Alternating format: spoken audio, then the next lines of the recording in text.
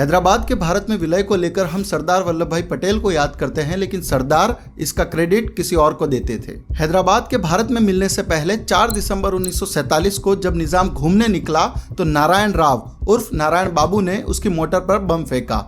उस हमले में निजाम तो बच गया, लेकिन उसको समझ आ गया कि अब या तो प्राण जाएंगे या तो राज्य जाएगा। भारत की आज़ादी के 13 महीने बाद जब 17 सितंबर 1948 को हैदराबाद भारत में शामिल हुआ तो सरदार पटेल ने सबसे पहले नारायण बाबू को जेल से मुक्त करवाकर दिल्ली बुलाया और उनकी पीठ थपथपाते हुए कहा कि हमने हिंदुस्तान को आज़ाद किया और तुमने हैदराबाद को।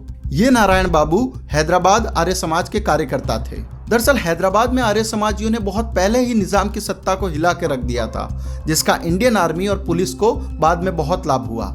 इस पर स्वयं सरदार पटेल ने कहा था कि आर्य समाज ने यदि पहले से भूमिका तैयार नहीं की होती तो 3 दिन में हैदराबाद में पुलिस एक्शन सफल नहीं हो सकता था। हैदराबाद की निजामशाही में हिंदुओं पर मंदिर बनाने, मंदिरों पर भगवा फहराने, हिंदी पढ़ने, स्कूल खोलने, भजन कीर्तन करने, अखाड़े खोलने, मुहर्रम के समय विवाह करने तथा पब्लिकली त्योहार मनाने पर प्रतिबंध था।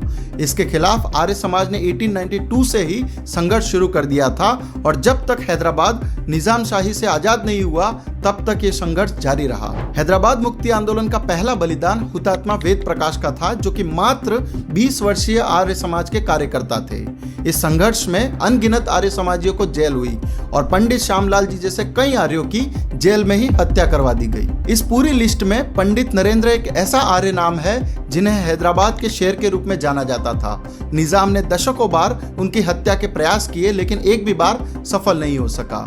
पंडित नरेंद्र ने रजाकारों की सेना पर बम फेंककर निजाम के उद्देश्यों को तहस नहस कर दिया था। हैदराबाद की मुक्ति के 9 वर्ष पहले 1939 में आर्य समाज ने वहां एक प्रचंड सत्याग्रह किया था, जिसमें पूरे भारतवर्ष से आर्य समाजी हैदराबाद पहुंचे थे।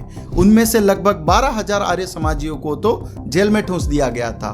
उस सत्याग्रह के बाद निजाम को झुकना पड़ा था और हिंदुओं पर लगाए गए तमाम प्रतिबंध हटाने पड़े थे। साथ ही आर्य समाज ने नुकसान के तौर पर 15 लाख रुपए निजाम से ही वसूले थे। 15 अगस्त 1947 के बाद जब भारत सरकार हैदराबाद को लेकर कोई ठोस निर्णय नहीं ले रही थी, तब आर्य समाज के ही एक नेता भाई बंसीलाल दिल्ली में सरदार पटेल से मिलने पहुंचे।